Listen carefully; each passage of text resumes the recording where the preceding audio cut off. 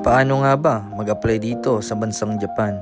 Pero bago yan, ako nga pala si Maikero, trainee dito sa Japan. Sobrang dami na nga pala ang nagme-message sa akin kung paano ba mag-apply dito sa Japan. Lalo na sa shipyard na pinagtatrabahuan ko.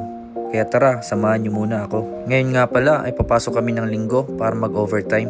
Bihira lang itong mangyari at sa totoo lang, first time pa naming papasok ng linggo simula nung dumating kami dito. Hindi rin sa regular naming shipyard ang trabaho namin ngayon, kundi sa ibang shipyard. Habang papunta kami sa trabaho, ikukwento ko na rin kung paano mag-apply dito. At sasagutin ko na rin ang mga madalas ninyong itanong. At oo, yung mga napanood nyo na nangingisda kami sa dock, bonus na lang talaga yon. Nagkataon lang na may pagkakataon kami manghuli ng isda pagkatapos ng trabaho o kaya pag may libreng oras. Pero sa likod ng mga simpleng ganong moments, seryoso ang trabaho na ginagawa namin dito. Pero syempre, masaya pa rin dahil halos lahat kami sa grupo namin ay mga Pinoy. Kaya kahit pagod, may tawanan at tulungan pa rin. At sa mga nagtatanong kung paano mag-apply dito sa Japan, lalo na sa shipyard, hindi siya ganun kadali pero hindi rin imposible. Kailangan mo munang dumaan sa isang legal recruitment agency na may lisensya para magpadala ng mga manggagawa sa Japan. Mag-message lang kayo sa agency at itanong kung ano ang mga available na skills o trabaho na maaari ninyong applyan. Pero mas maganda kung mag-walk-in kayo sa agency para may paliwanag nila ang buong proseso ng application at kung ano-ano ang mga requirements. Pagkatapos nun, ila-line up na kayo para sa interview. At kapag nakapasa kayo sa interview, kailangan muna ninyong magpa-medical examination.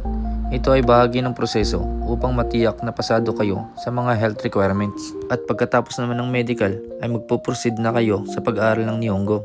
Mahalaga ito para mas madali kayong makapag-communicate at makapag-adjust sa trabaho. Pero dahil mahirap talagang matutunan ang Nihongo, huwag kayong panghinaan ng loob kasi kapag nakapasa na kayo sa interview at natanggap na ng employer, ang employer na rin ang sumasagot sa gasto sa pag-aaral ng Nihongo bilang bahagi ng paghahanda bago kayo makaalis papuntang Japan. Kaya huwag masyadong ma-stress. Gawin lang ang makakaya at patuloy na mag-aral. Kung wala talaga, aba, bahala na si Batman. What? 2 months nga pala ang pag-aaral ng Nihongo. Pero depende pa rin ito sa agency dahil may mga agency na umaabot ng 3 hanggang 6 months ang language training bago ang deployment. May mga pagkakataon din na hindi na natatapos ang language training dahil maagang lumalabas ang COE. Kapag nangyari iyon, pwede nang iproseso ang mga susunod na requirements at maganda para sa pag-alis. Depende pa rin sa agency at sa mga magiging schedule. Pagdating naman dito sa Japan, may additional training pa. Sa amin, nag-aral pa kami ng 1 buwan bago kami na-deploy sa kanya-kanyang company. Pero depende pa rin ito sa agency at sa company dahil may iba na mas maikli o mas mahaba ang training. At doon naman sa mga nagtatanong kung paano mag-apply sa company na pinagtatrabahuan namin. Sa totoo lang, hindi ko rin alam ang eksaktong proseso. Ang nangyayari kasi, pumupunta na lang mismo ang boss namin sa agency namin sa Pinas para mag-conduct ng interview at pumili ng mga applicants. Kaya wala rin akong mabibigay na schedule kung kailan ulit sila mag-hiring. Sa katunayan, may 3 ng bagong trainee na madedeploy dito next month. Ang totoo, hindi rin namin alam na may hiring pala.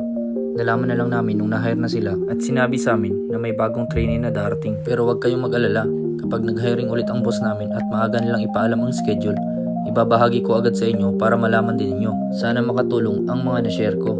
At good luck sa mga gusto makapag-apply at makapunta dito sa Japan. Yun lang muna sa ngayon mga idol. Hanggang dito na lang muna. Bye bye!